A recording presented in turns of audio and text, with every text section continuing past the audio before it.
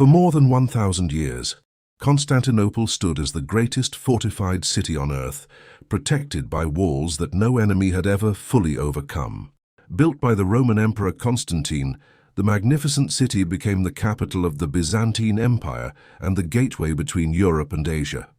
Its enormous walls, strategic location, and immense wealth made Constantinople one of the most desired cities in history.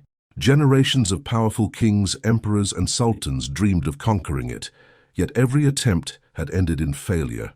As centuries passed, the once mighty Byzantine Empire slowly collapsed, losing province after province to stronger enemies. By the 15th century, the empire had shrunk to little more than Constantinople itself and a handful of surrounding territories. Although weakened, the city's legendary walls still inspired fear throughout the world. To the rising Ottoman Empire, however, Constantinople remained the greatest obstacle to complete dominance over the region.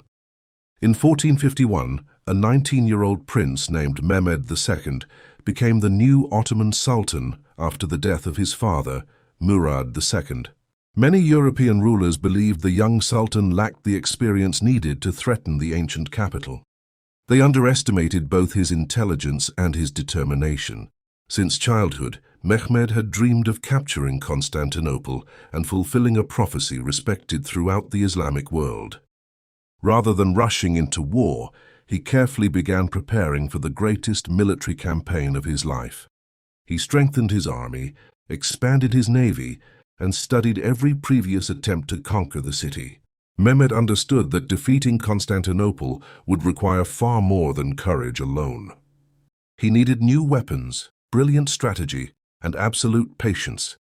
One of his first decisions was to build a massive fortress on the European side of the Bosporus. The new fortress, called Rumeli Hisara, allowed the Ottomans to control ships entering or leaving Constantinople. Any vessel refusing to stop faced immediate destruction from powerful Ottoman cannons. The Byzantines watched the construction with growing concern, realizing the young sultan was preparing for something extraordinary. Meanwhile, inside Constantinople, Emperor Constantine XV desperately searched for allies across Europe. Letters requesting soldiers, ships, and supplies were sent to Christian kingdoms in every direction. Although many rulers promised support, very few were willing or able to send meaningful help. As winter passed and spring approached, both sides understood that history itself was moving toward an unavoidable confrontation. The greatest siege of the medieval world was about to begin. As news of Mehmed's preparations spread across Europe, fear grew that the young sultan might finally accomplish what generations of rulers had failed to achieve. Determined to break Constantinople's legendary walls, Mehmed searched for a weapon unlike anything the world had ever seen. A gifted Hungarian engineer named Urban arrived at the Ottoman court, claiming he could build the largest cannon in history. Mehmed immediately recognized the opportunity and provided Urban with the money, materials, and workers needed to begin. For months, blacksmiths worked day and night, forging enormous bronze cannons capable of firing gigantic stone balls. The largest bombard stretched several meters in length and required hundreds of men and dozens of oxen simply to move it. Many believed no city wall could survive such a weapon. Meanwhile, thousands of Ottoman soldiers gathered from every corner of the empire, preparing for the greatest campaign of Mehmed's reign. Elite janissaries, experienced cavalry, engineers, sailors, and archers assembled into one enormous army.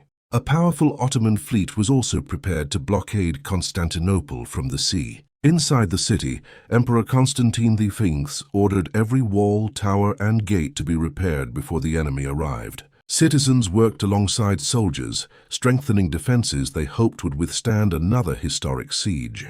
Although the city possessed magnificent fortifications, its defenders numbered only a few thousand men.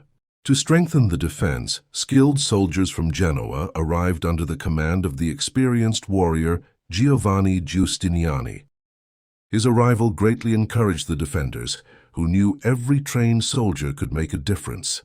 As spring approached, the enormous Ottoman army finally reached the outskirts of Constantinople. Thousands of colorful tents soon covered the countryside outside the mighty walls. The giant cannons were carefully positioned where they could inflict the greatest damage. On April 6, 1453, the siege of Constantinople officially began. The massive bombards roared to life, shaking the earth as gigantic stone projectiles crashed into the ancient walls. Although sections of the walls cracked under the bombardment, Byzantine defenders worked through the night repairing every breach.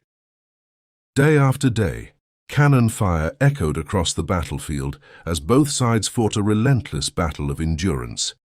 The defenders realized they were facing weapons unlike anything ever used against Constantinople before. Yet despite the constant bombardment, the legendary walls continued to stand. The fate of Constantinople would soon depend on far more than walls alone.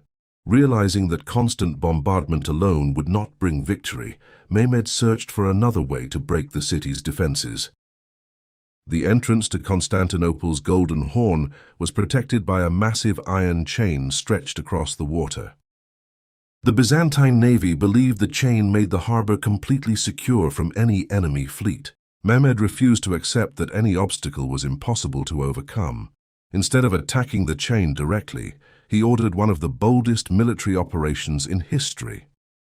Ottoman engineers prepared wooden tracks across the hills north of the city. The tracks were covered with logs and heavily greased with animal fat and oil.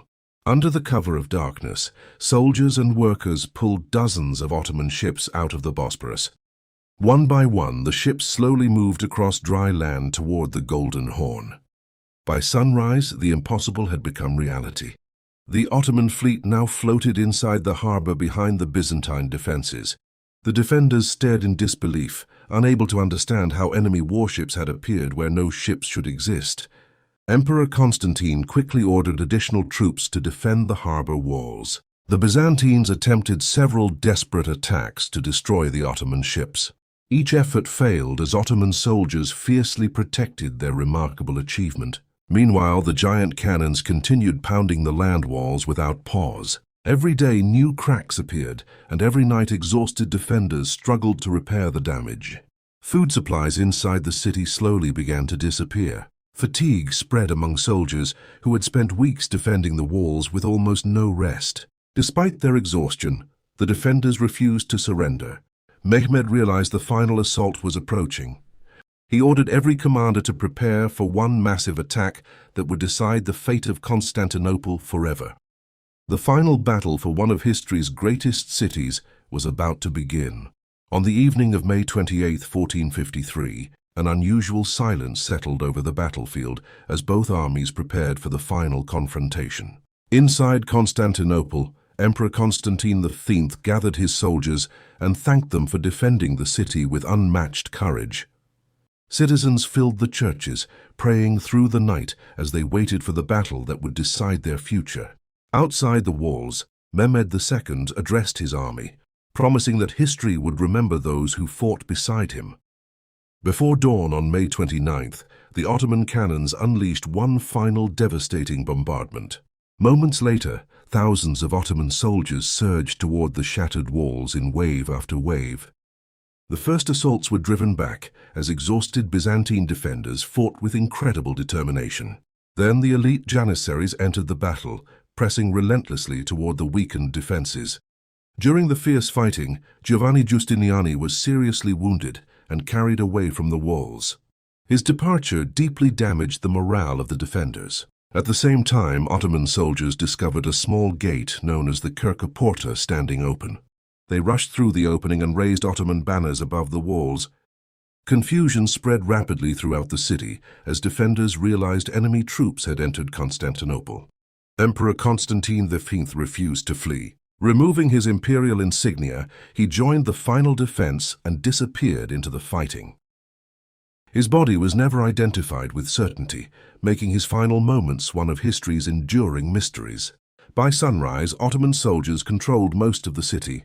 After more than 11 centuries, the Byzantine Empire had finally come to an end. Mehmed II entered Constantinople later that day and ordered his soldiers to restore order. He declared the city the new capital of the Ottoman Empire. Constantinople would soon become known as Istanbul, growing into one of the world's greatest cities. The fall of Constantinople shocked Europe and marked the end of the Middle Ages for many historians. The conquest transformed Mehmed II into Mehmed the Conqueror, forever changing the course of world history. Constantinople had fallen. The Byzantine Empire was gone, and the world would never be the same again.